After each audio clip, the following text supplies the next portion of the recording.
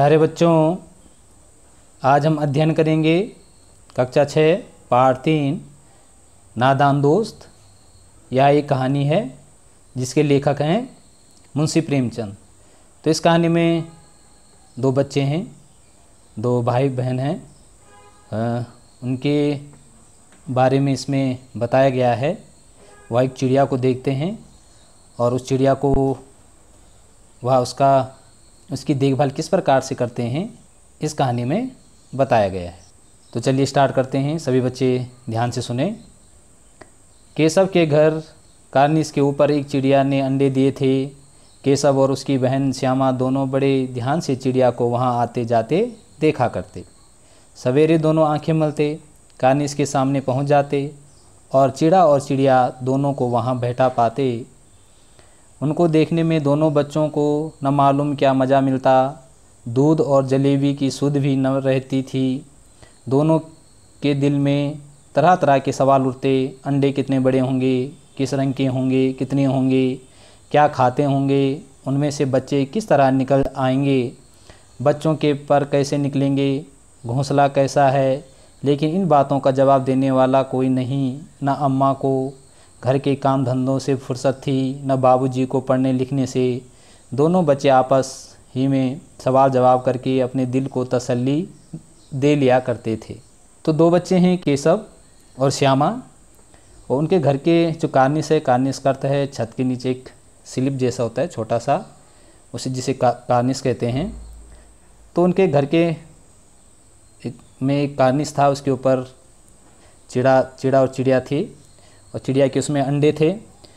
तो बच्चे छोटे थे जिससे वो कार्निस में पहुंच नहीं पाते थे। तो वहाँ उनके मन में कई तरह के सवाल उठ जाते थे कि बच्चे किस रंग के हैं, कितने होंगे, क्या खाते होंगे, उनके बच्चे किस तरह निकल आएंगे, बच्चे कैसे निकलेंगे, किस तरह के अंडे हैं। इस प्रकार से उनके मन में कई प्रश्न उठते रहते। श्यामा कहती, क्यों भैया, बच्चे निकलकर फुर से उड़ जाएंगे। केशव विद्वानों जैसे गर्व से कहता, नहीं री पगली, पहले अब पर निकलेंगे, बगैर परों के बेचारे कैसे उड़ेंगे। तो श्यामा कहती जी, जो उसकी छोटी बहन है, वो बोलते भैया ये जो बच्चे हैं वो कैसे उड़ जाएंगे। और केशव जैसे बहुत जानकार होगा, विद्वान होगा, जैसे सब कुछ जानता होगा, तो वह कहते नहीं रे पगली, पहले पर निकलेंगे, पर मतलब पहले उन पर पंख निकलेंगे, बगैर पंखों के वो कैसे उड़ पाएंगे। श्यामा बोलती, बच्चों को क्या खिलाएगी बेचारी। केशव इस पेचीदा सवाल का जवाब कुछ न दे सकता था। तो फिर श्यामा जो उसकी छोटी बहन थी, उसने प्रश्न किया कि वह बच्चों को क्या खिलाएगी, कैसे खिलाती होगी। तो केशव के पास इस प्रश्न का कोई जवाब नहीं था। इस तरह 3-4 दिन गुजर गए। दोनों बच्चों की जिज्ञासा दिन दिन बढ़ती जाती थी। अंडों को देखने के लिए वे अधीर हो उठते थे। उन्होंने अनुमान लगाया कि अब ज़रूर बच्चे निकल आए होंगे। बच्चों के चारे का सवाल अब उनके सामने आ खड़ा हुआ। 2-4 दिन बीत गए और बच्चों की जो जिज्ञासा थी, उनकी जो जानने की इच्छा थी, दिन ब दिन बढ़ती जा रही थी कि अंडे किस प्रकार से हैं, क्या उसमें चिड़िया आ गई। इस प्रकार के जो प्रश्न थे उनके मन में अभी भी उठ रहे थे। और वह बच्चे क्या खाएंगे, इस सोच में वो डूब गए। चिड़िया बेचारी इतना दाना कहाँ पाएगी कि सारे बच्चों का पेट भरे। गरीब बच्चे भूख के मारे चूं चूं करके मर जाएंगे। तो आपस ही में बातें कर रहे हैं कि चिड़िया बेचारी है, इतने सारे अंडे हैं, वो उनके लिए दाना कहाँ से लाएगी, और बच्चे तो भूखे मारे मर जाएंगे। इस मुसीबत का अंदाज़ा करके दोनों घबरा उठे। दोनों ने फैसला किया कि कार्निस पर थोड़ा सा दाना रख दिया जाए। श्यामा खुश होकर बोली, तब तो चिड़ियों को चारे के लिए कहीं उड़कर ना जाना पड़ेगा ना। तो जो उसकी छोटी बहन है, अब वो खुश हो गई कि भैया आप इनके लिए चारे की व्यवस्था कर रहे हैं, और तब बेचारी चिड़िया को इधर उधर कहीं दाने के लिए भटकना नहीं पड़ेगा। केशव, नहीं, तब क्यों जाएंगे। श्यामा, क्यों भैया, बच्चों को धूप न लगती होगी। तो केशव कहता है, नहीं, तब तो कहीं नहीं जाएंगे, जब उन्हें दाना ही मिल जाएगा तो चिड़िया कहीं नहीं जाएगी। फिर श्यामा प्रश्न करती है कि क्यों भैया, बच्चों को धूप नहीं लगती होगी। केशव का ध्यान इस तकलीफ़ की तरफ न गया था। बोला, ज़रूर तकलीफ़ हो रही होगी, बेचारे प्यास के मारे तड़पते होंगे, ऊपर छाया भी तो कोई नहीं।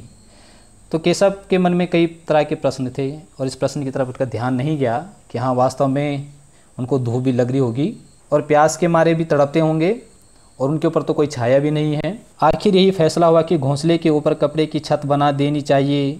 पानी की प्याली और थोड़े से चावल रख देने का प्रस्ताव भी स्वीकृत हो गया। दोनों बच्चे बड़े चाव से काम करने लगे।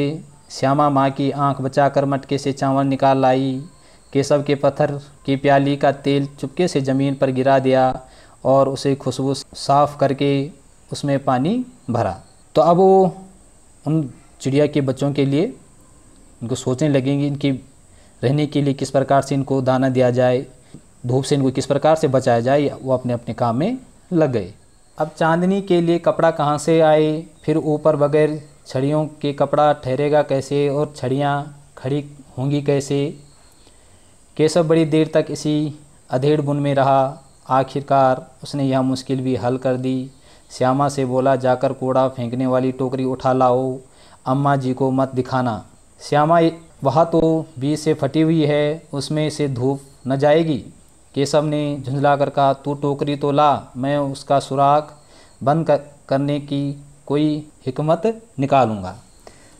तो दोनों बच्चे अब सोच रहे हैं कि उनके लिए कुछ व्यवस्था की जाए जिससे उन्हें धूप ना लगे।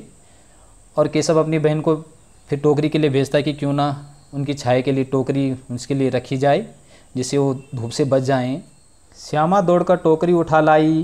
केशव ने उसके सुराख में थोड़ा सा कागज़ ठूंस दिया और तब टोकरी को एक टहनी से टिकाकर बोला, देख ऐसे ही घोंसले पर उसकी आड़ कर दूंगा, तब कैसे धूप जाएगी।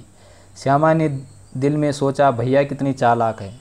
तो जो टोकरी में जो सुराख था, जो छेद हो रखा था, केशव ने उसको बंद कर दिया, कागज़ से उसमें कागज़ रख दिया और उसको छेद को बंद कर दिया और वो टोकरी उनके ऊपर लकड़ी से टिकाकर उस टोकरी को रख दिया। गर्मी के दिन थे, बाबूजी दफ्तर गए हुए थे। अम्मा दोनों बच्चों को कमरे में सुलाकर खुद सो गई थी, लेकिन बच्चों की आंखों में आज नींद कहाँ। अम्मा जी को बहलाने के लिए दोनों दम रोके आंखें बंद किए मौके का इंतज़ार कर रहे थे। ज्यों ही मालूम हुआ कि अम्मा जी अच्छी तरह से सो गई, दोनों चुपके से उठे और बहुत धीरे से दरवाजे की सिटकनी खोलकर बाहर निकल आए। अंडों की हिफाजत की तैयारियां होने लगी। केशव कमरे से एक स्टूल उठा लाया, लेकिन जब उससे काम न चला तो नहाने की चौकी लाकर स्टूल के नीचे रखी। डरते डरते स्टूल पर चढ़ा।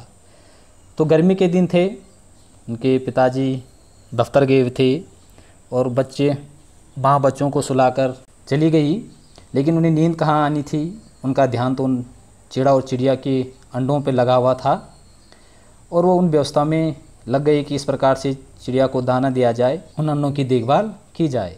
श्यामा दोनों हाथों स्टूल पकड़े हुए थी। स्टूल चारों टांगे बराबर न होने के कारण जिस तरह ज़्यादा दबाव पाता था, जरा सा हिल जाता था। उस वक्त केशव को कितनी तकलीफ़ उठानी पड़ती थी, यह उसी का दिल जानता था। दोनों हाथों से कार्निस पकड़ लेता और श्यामा को दबी आवाज़ से डांटता। तो श्यामा जो स्टूल मंगाया था उस स्टूल को पकड़े हुई थी और केशव उस स्टूल के ऊपर चढ़ा हुआ था और उन चिड़ियों के लिए दाना और पानी की व्यवस्था में लगा हुआ था। मगर बेचारी श्यामा का दिल तो ऊपर कार्निस पर था। बार बार उसका ध्यान उधर चला जाता और हाथ ढीले पड़ जाते। अब श्यामा का ध्यान भी बार बार उस कार्निस पे जा रहा था जहाँ अंडे थे और वह इस स्टूल को ध्यान उधर होने की वजह से वो स्टूल को अच्छी तरह पकड़ नहीं पा रही थी। केशव ने जो ही कार्निस पर हाथ रखा, दोनों चिड़िया उड़ गई। केशव ने देखा कार्निस पर थोड़े तिनके बिछे हुए हैं और उन पर 3 अंडे पड़े हैं। जैसे घोंसले उसने पेड़ों पर देखे थे वैसा कोई घोंसला नहीं है। श्यामा ने नीचे से पूछा, कै बच्चे हैं भैया? तो केशव जैसे स्टूल के ऊपर चढ़ा उसने कार्निस के ऊपर देखा कि 3 अंडे हैं और जैसे उसने वह कार्निस की तरफ जाता है तो जो चिड़ा और चिड़िया थे दोनों उड़ जाते हैं। और श्यामा उससे पूछ रही कि भैया कितने अंडे हैं और बच्चे कैसे हैं? केशव बोला, 3 अंडे हैं, अभी बच्चे नहीं निकले। श्यामा, ज़रा हमें दिखा दो भैया कितने बड़े हैं। केशव, दिखा दूंगा, पहले ज़रा चिथड़े ले आ, नीचे बिछा दूं, बेचारे अंडे तिनकों पर पड़े हैं। श्यामा दौड़कर अपनी पुरानी धोती फाड़कर एक टुकड़ा लाई। केशव ने झुककर कपड़ा ले लिया, उसकी कई तह करके उसने एक गद्दी बनाई और उसे तिनकों पर बिछाकर तीनों अंडे धीरे से उस पर रख दिए। अब उसने केशव ने कपड़ा मंगाया और श्यामा जल्दी से उस एक धोती का एक टुकड़ा ले आई और केशव ने उसे फोल्ड करके उसकी एक गद्दी बना दी और अंडों के नीचे उसको रख दिया, धोती के ऊपर अंडों को रख दिया। श्यामा ने फिर कहा, हमको भी दिखा दो भैया। केशव, दिखा दूंगा, पहले ज़रा वह टोकरी तो दे दो, ऊपर छाया कर दूं। श्यामा ने टोकरी नीचे से थमा दी और बोली, अब तुम उतर आओ, मैं भी तो देखूं। केशव ने टोकरी को एक टहनी से टिकाकर कहा, जा दाना और पानी की प्याली ले आ, मैं उतर आऊं तो तुझे दिखा दूंगा। तो दोनों भाई बहन आपस में बातें कर रहे हैं और उनकी व्यवस्था कर रहे हैं। तो केशव उससे सामान मंगा रहा है और उससे टोकरी मंगाता है। श्यामा से कहता है कि दाना और पानी की प्याली ले आ, तब तुझे भी दिखा दूंगा। श्यामा प्याली और चावल भी लाई। केशव ने टोकरी के नीचे दोनों चीज़ें रख दी और आहिस्ता से उतर आया। श्यामा ने गिड़गिड़ा कर कहा, अब हमको भी चढ़ा दो भैया। केशव, तू गिर पड़ेगी। श्यामा, न गिरूंगी भैया, तुम नीचे से पकड़े रहना। केशव, ना भैया, कहीं तू गिरा पड़ी तो अम्मा जी मेरी चटनी ही कर डालेगी, कहेंगी तूने ही चढ़ाया था, क्या करेगी देकर। अब अंडे बड़े आराम से हैं, जब बच्चे निकलेंगे तो उनको पालेंगे। तो उसकी छोटी बहन जो श्यामा है, उसकी जिज्ञासा थी उसे देखने की। तो वो कहती, भैया तूने देख लिए हैं, मुझे भी उन अंडों को देखने दे, मुझे भी ऊपर स्टूल पे चढ़ा दे ताकि मैं भी उन अंडों को देख सकूं। तो केशव उसको मना करता है। दोनों चिड़ियाँ बार बार कार्निस पर आती थी और बगैर बैठे ही उड़ जाती थी। केशव ने सोचा, हम लोगों के डर से नहीं बैठती। स्टूल उठाकर कमरे में रखाया, चौकी जहाँ की थी वहाँ रख दी। तो चिड़िया जो चिड़िया थी, दोनों वहाँ आ रहे थे अपने अंडों को देखने के लिए, लेकिन वह केशव ने सोचा कि शायद हमें देख के डर रही, इसलिए वो बार बार उड़े जा रही हैं और उसने जो स्टूल चौकी लाई थी वो जहाँ थे वहीं की वहाँ रख दिए। श्यामा ने आंखों में आंसू भरकर कहा, तुमने मुझे नहीं दिखाया, मैं अम्मा जी से कह दूंगी। केशव, अम्मा जी से कहेगी तो बहुत मारूंगा, कह देता हूँ। श्यामा, तो तुमने मुझे दिखाया क्यों नहीं। केशव, और गिर पड़ती तो 4 सर न हो जाते। श्यामा, हो जाते, देख लेना, मैं कह दूंगी। तो आपस में दोनों भाई प्यार से लड़ भी रहे हैं कि तूने मुझे दिखाया नहीं, जो श्यामा है। अब मैं अम्मा से ज़रूर बोलूँगी कि भैया ने इस तरीके से अंडों को छेड़ा है। इतने में कोठरी का दरवाज़ा खुला और माँ ने धूप से आंखों को बचाते हुए कहा, तुम दोनों बाहर कब निकल आए। मैंने कहा ना था कि दोपहर को न निकलना, किसने किवाड़ खोला।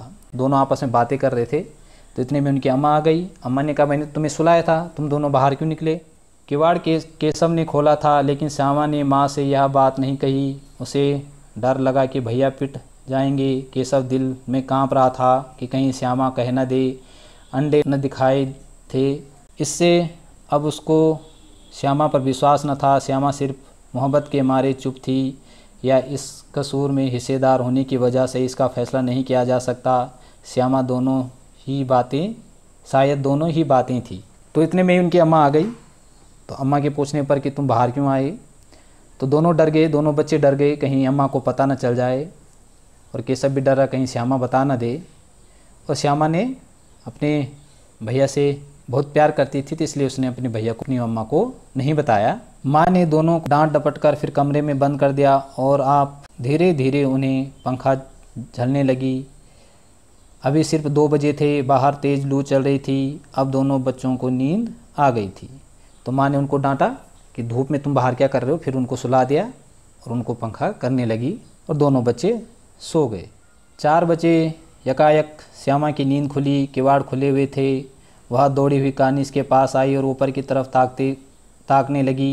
टोकरी का पता न था। संयोग से उसकी नज़र नीचे गई और वह उल्टे पांव दौड़ती हुई कमरे में जाकर ज़ोर से बोली, भैया अंडे तो नीचे पड़े हैं, बच्चे उड़ गए। तो जब वो सोने से खड़े उठे तो श्यामा बाहर गई उसका कार्निस पर जहाँ अंडे थे, और वहाँ देखते कि टोकरी वहाँ नहीं थी, और जो अंडे थे वो सब ज़मीन पे गिरे हुए थे। वह ज़ोर से केशव को बुलाती है कि भैया बच्चे उड़ गए हैं। केशव घबराकर उठा और दौड़ा हुआ बाहर आया तो क्या देखता है कि तीनों अंडे नीचे टूटे पड़े हैं और उनसे कोई चूने की सी चीज़ बाहर निकल आई है। पानी की प्याली भी एक तरफ टूटी पड़ी है। तो केशव जैसे ही श्यामा उसे आवाज़ देती है, केशव घबराकर बाहर आ जाता है और वह देखता है कि जो अंडे वहाँ ज़मीन पर पड़े हुए हैं और उनसे कोई चीज़ बाहर निकल आई है और प्याली भी टूटी पड़ी थी, जो वहाँ टोकरी थी वह भी नीचे गिरी हुई थी। उसके चेहरे का रंग उड़ गया, सहमी हुई आँखों से ज़मीन की तरफ देखने लगा। श्यामा ने पूछा, बच्चे कहाँ उड़ गए भैया? केशव ने करुण स्वर में कहा, अंडे तो फूट गए श्यामा, और बच्चे कहाँ गए? केशव, तेरे सर में देखती नहीं है, अंडों में से उजला उजला पानी निकल आया है, वही तो 2-4 दिन में बच्चे बन जाते। तो केशव देखता है कि अंडे नीचे गिरे हुए हैं और वह सहमी हुई आँखों से देखता है, वह उदास हो जाता है। और इतने में श्यामा पूछते कि भैया चिड़िया कहाँ गई? क्या चिड़िया उड़ गई? बच्चे उड़ गए? तो श्यामा कहता है, पगली, अंडे तो टूट गए, अंडे में जो सफ़ेद सफ़ेद जो पदार्थ है वही तो बच्चे 3-4 दिन में बच्चे बनने वाले थे। माँ ने सोटी हाथ में लिए हुए पूछा, तुम दोनों वहाँ धूप में क्या कर रहे हो? श्यामा ने कहा, अम्मा जी, चिड़िया के अंडे टूट पड़े हैं। माँ ने आकर टूटे हुए अंडों को देखा और गुस्से से बोली, तुम लोगों ने अंडों को छुआ होगा। तो माँ ने देखा कि बच्चे बाहर खड़े हैं और बोला कि तुम दोनों बाहर क्यों धूप में खड़े हो? श्यामा ने कहा, अम्मा, चिड़िया के अंडे टूट गए हैं। तो माँ ने बोला, तुमने अवश्य ही उन अंडों को छुआ होगा। अब तो श्यामा को भैया पर जरा भी तरस ना आया, उसी ने शायद अंडों को इस तरह रख दिया कि वह नीचे गिर पड़े, इसकी उसे सज़ा मिलनी चाहिए। बोली, इन्होंने अंडों को छेड़ा था अम्मा जी। तो श्यामा को गुस्सा आ गया कि भैया की वजह से सब कुछ हुआ है, शायद भैया ने अंडों को अच्छी तरह से नहीं रखा जिससे वो नीचे गिर गए, और उसने बता दिया कि भैया ने ही अंडों को छुआ था। माँ ने केशव से पूछा, क्यों रे? केशव भीगी बिल्ली बना खड़ा रहा। माँ, तू वहाँ पहुँचा कैसे? माँ ने केशव से पूछा, क्यों रे केशव?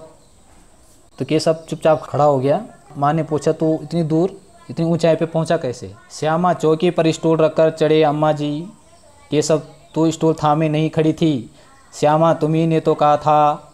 माँ, तू इतना बड़ा हुआ, तुझे अभी इतना भी नहीं मालूम कि छूने से चिड़ियों के अंडे गंदे हो जाते हैं, चिड़िया फिर उन्हें नहीं सीती। तो श्यामा ने कहा कि भैया चौकी पे स्टूल रखकर चढ़े थे, फिर केशव भी उसकी शिकायत करने, तूने तो स्टूल ही थामा था। तो माँ ने कहा, क्या रे पगले, तेरे को इतना मालूम नहीं था कि चिड़िया के जो अंडे हैं वो उनको गंदे हो जाते हैं, फिर उन अंडों को नहीं सीती है। श्यामा ने डरते डरते पूछा, तो क्या चिड़िया ने अंडे गिरा दिए हैं? अम्मा जी। माँ, और क्या करती? केशव ने सिर, इसका पाप पड़ेगा। हाय हाय, 3 जाने ले ली दुष्ट ने। तो श्यामा ने डरते पूछा, क्या चिड़िया अंडे गिरा दे माँ जी?